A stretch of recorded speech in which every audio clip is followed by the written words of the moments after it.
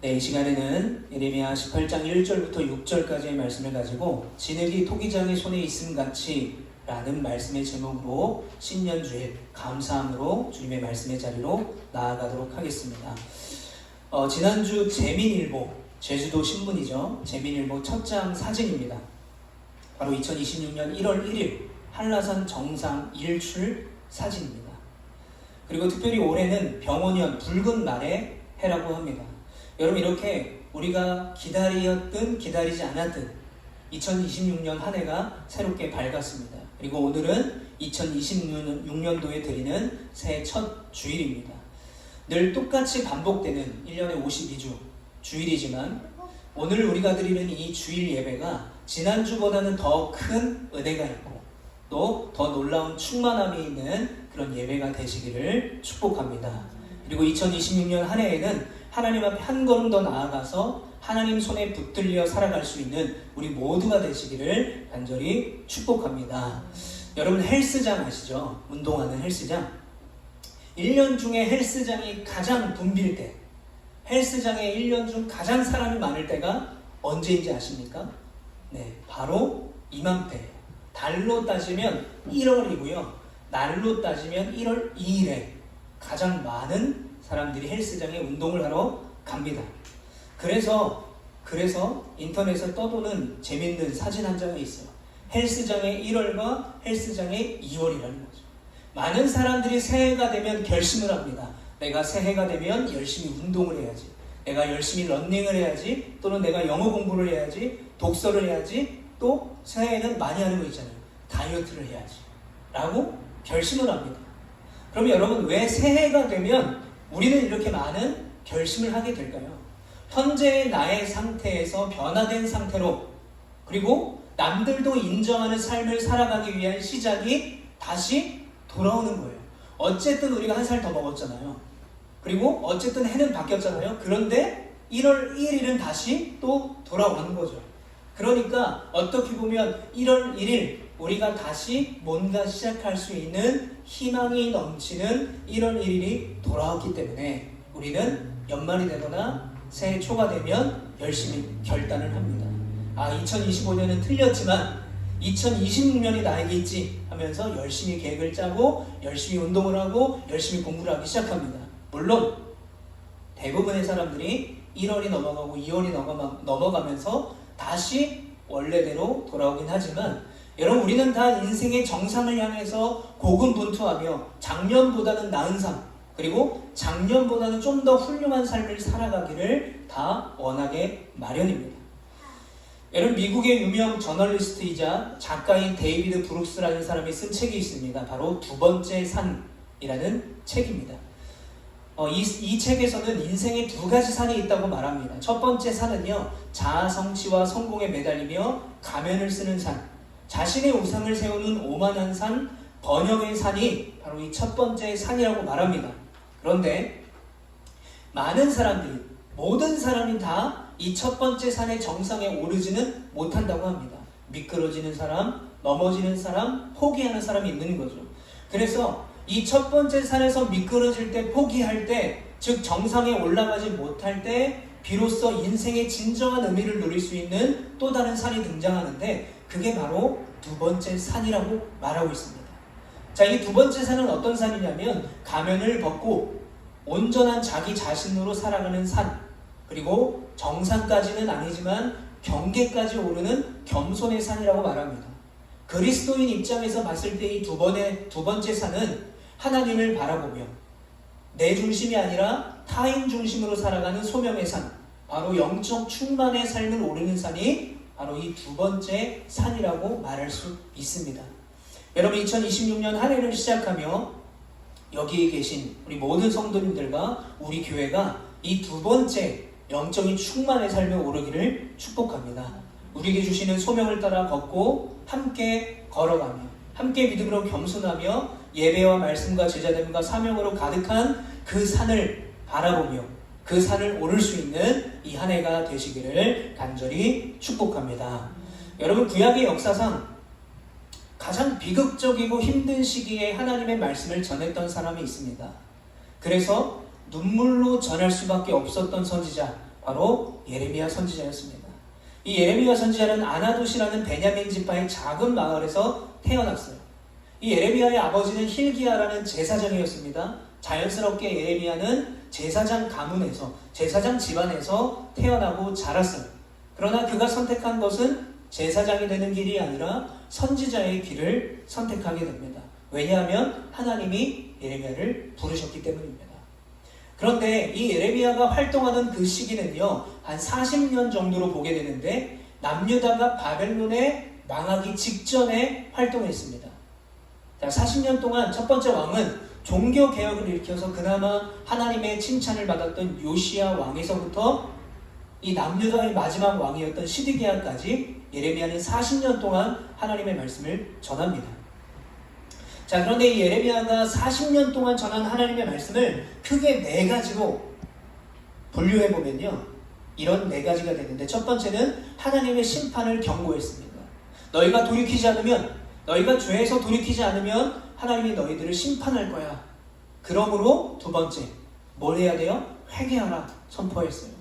그리고 세 번째, 바벨론에 순종하라 라는 부분이 이 남유다 사람들에게 가장 거슬렸던 선포였습니다. 즉 하나님이 계획하신 대로 바벨론이 침략하고 바벨론의 포로가 되는 것을 받아들이라는 거예요.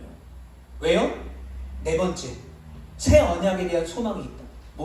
무슨 말입니까? 하나님께서 너희를 버린 것이 아니라 너희가 바벨론의 포로로 70년간 잡혀가겠지만 하나님이 다시 너희를 예루살렘으로 회복시켜서 인도할 거야 라는 소망의 메시지를 전하기 때문입니다.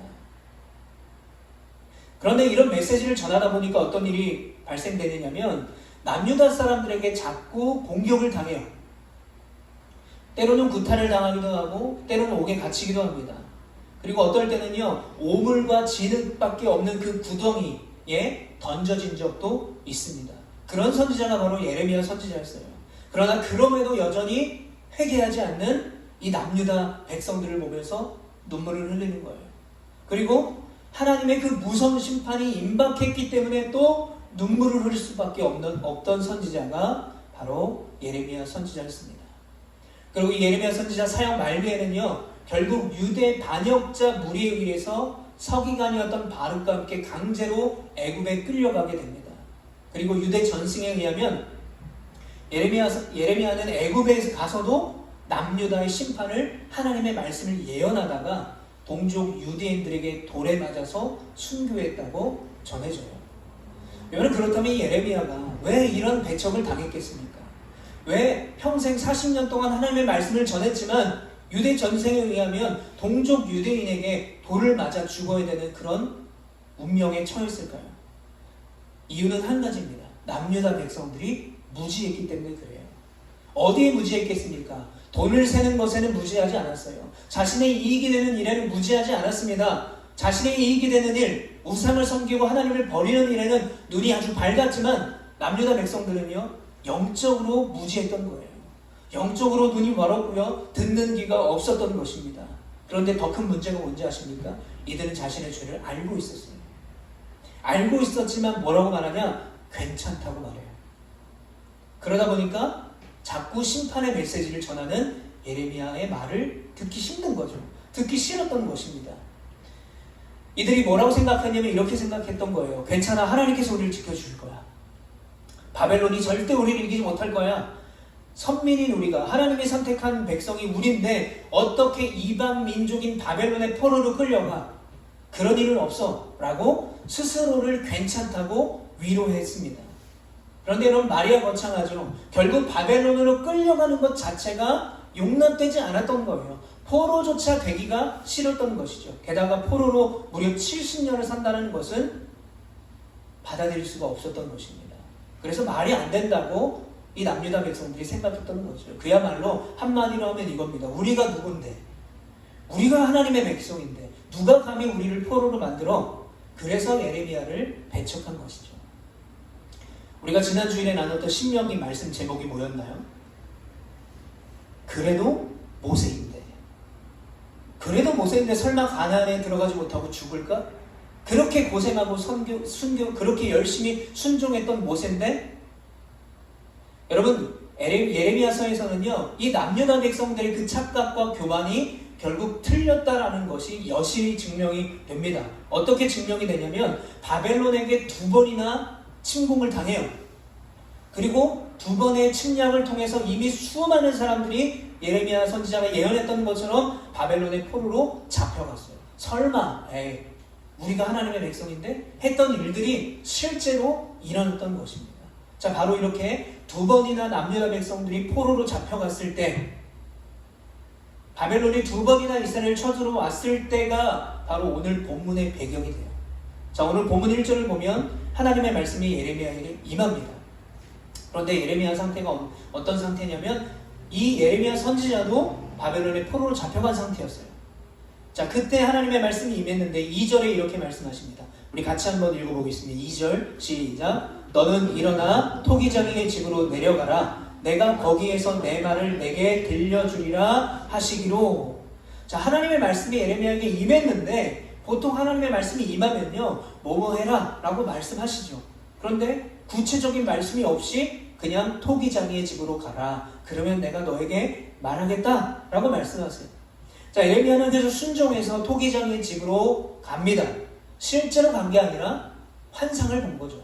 우리가 송구영신 예배 때 에스겔 선지자가 마른 뼈가 가득한 골짜기를 진짜 간 게 아니라 환상을 봤던 것처럼 하나님의 말씀이 예레미야에게 임해서 환상을 보게 돼요. 그런데 그 환상 속에 예레미야가 토기장의 집으로 갔습니다. 그랬더니 토기장이가 흙으로 그릇을 만드는 모습을 보게 돼요. 자, 이 모습을 통해서 하나님께서는 이스라엘 백성, 곧 남유다와 예루살렘 주민들에게 중요한 메시지를 전달하세요.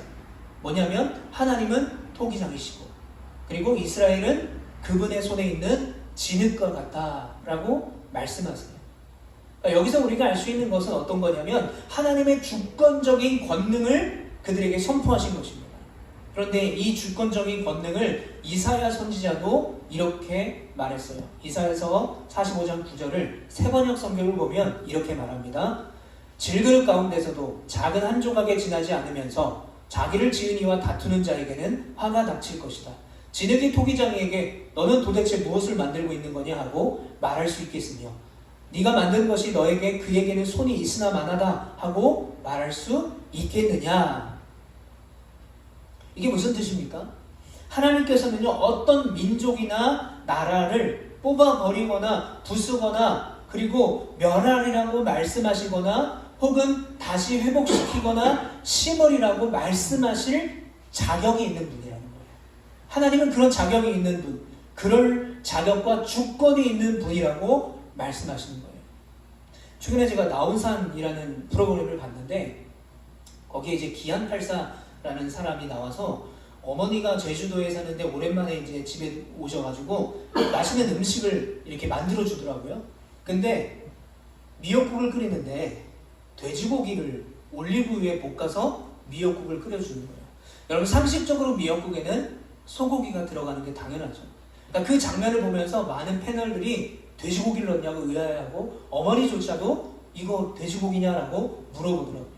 근데 예를 들어서 만약에 돼지고기가 미역국에 들어가야 하는데 요리하는 사람은 내가 돼지고기로 미역국을 끓이고 싶어 하는데 돼지고기가 아니야, 미역국은 소고기를 끓여야 돼, 나는 냄비로 절대 들어가고 싶지 않아 라고 말할 수 있겠냐라는 거예요.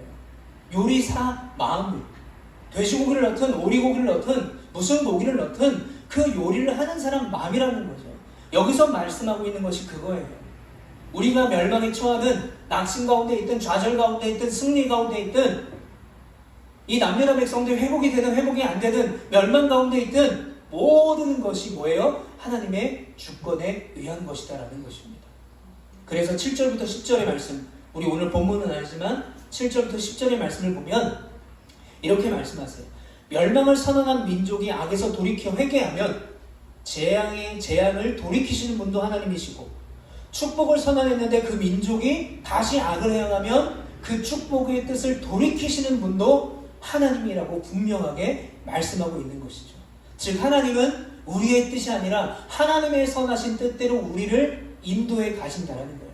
그래서 결국 예레미야 선지자와 이사야 선지자가 동일하게 말하고 있는 것은 뭐예요? 모든 주권은 오직 하나님께 있다라는 것입니다. 자, 우리 한번 따라해 보겠습니다. 모든 주권은 오직 하나님께. 그리고 오늘 본문에서 말하고 있는 것은 우리는 진흙이고 하나님은 우리를 만드시고 빚으시는 토기장이라고 분명하게 말씀하고 계세요. 여러분, 우리가 앞서서 찬양했던 이 온 맘 다해라는 찬양, 이 찬양은 미국 출신의 CCM 작곡가이자 가수 그리고 작가로 활동했던 바비 메이슨이라는 사람이 작사 작곡한 곡입니다. 자, 이 원곡의 제목은 뭐냐면 With All My Heart예요. 그런데 이 영어 가사 중에 이런 고백이 있습니다. 숨김없이 온 존재를 하나님께 드리는 영적 고백이라는 가사가 나와요. 숨김없이 온 존재를 하나님께 드린대요. 그러면 왜 이 사람은 숨김이 없다라고 표현하고 있을까? 2절을 보면 우리가 추측할 수 있어요. 우리가 아까 2절을 반복해서 찬양한 이유도 여기에 있는데 2절에 이런 내용이 나옵니다. 나 염려하지 않아도 내 쓸 것 아시니. 하나님이 다 아신다는 거예요. 내가 염려하고 걱정하지 않아도 하나님이 이미 다 알고 계신다는 거예요. 그래서 나 오직 주의 얼굴 구하게 하소서.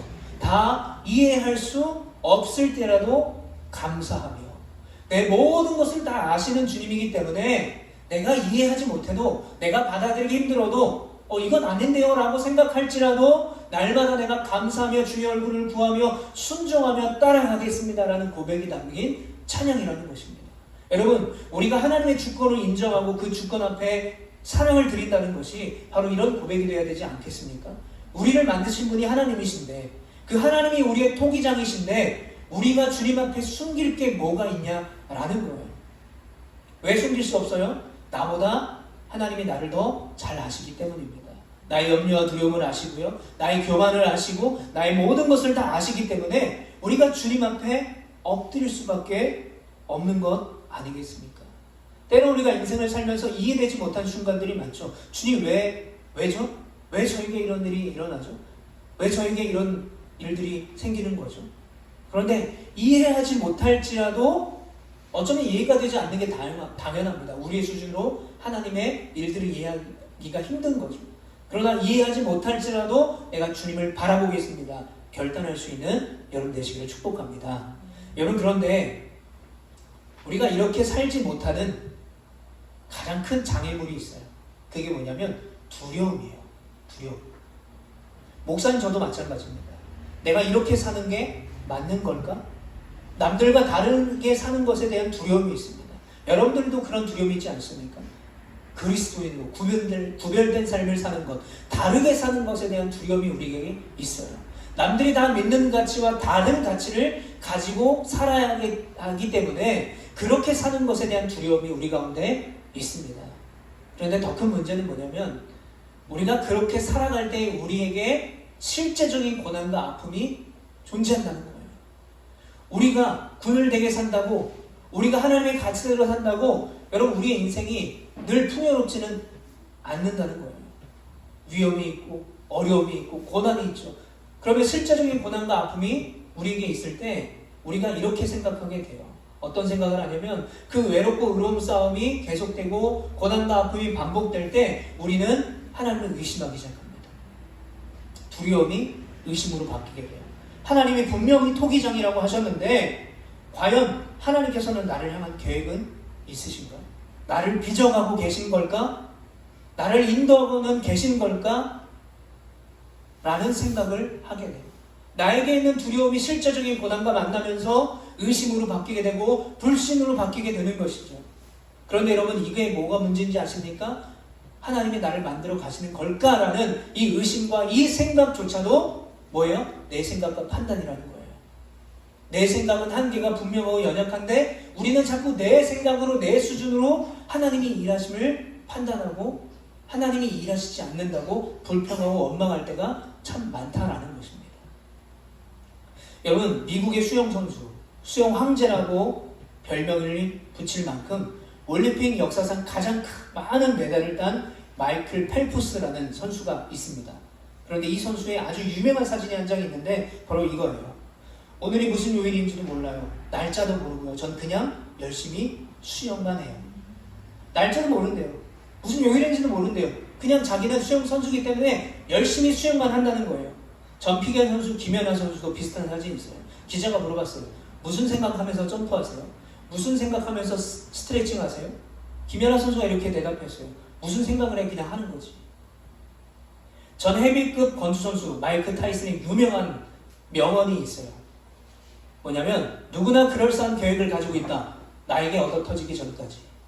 많은 타이슨을 상대한 선수들이요, 타이슨을 이겨보겠다고 전략을 짭니다. 그런데 막상 링 위에서 타이슨과 싸워보면 그 전략이, 그 계획이 아무런 의미가 없다는 것을 깨닫게 된다는 것이죠.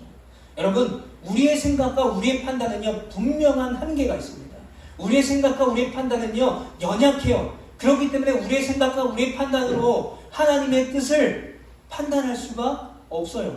그래서 측량할 수 없는 은혜, 측량할 수 없는 하나님의 계획이라고 말하지 않겠습니까? 그러므로 우리가 측량할 수 없기 때문에 나만의 계획을 짜고 내가 뭔가 요령을 피우고 요행을 바라보는 것이 아니라 그냥 믿음으로 순종하는 삶이 우리에게 필요하다는 것을 여러분 믿는 여러분 되시기를 축복합니다. 여러분, 오스왈드 샌더스라는 사람이 모든 인생은 하나님의 계획이다 라는 책을 썼습니다. 거기에 보면 이런 예화가 나와요. 어떤 건축가가 이렇게 말했다고 합니다. 자신에게 집 설계를 의뢰한 고객 중에 상당수가 막상 설계에 들어가면 자신이 이미 설계도를 그려놨으니 한번 봐달라고 설계도를 내민다고 해요. 그런데 그 고객들이 정말 원하는 것은 뭐냐? 전문가가 설계한 설계도가 아니라 자신의 설계도를 전문가가 인정해 주길 원하고 세심한 손길이 필요한 부분만 보완해 주는 것을 원한다고 합니다.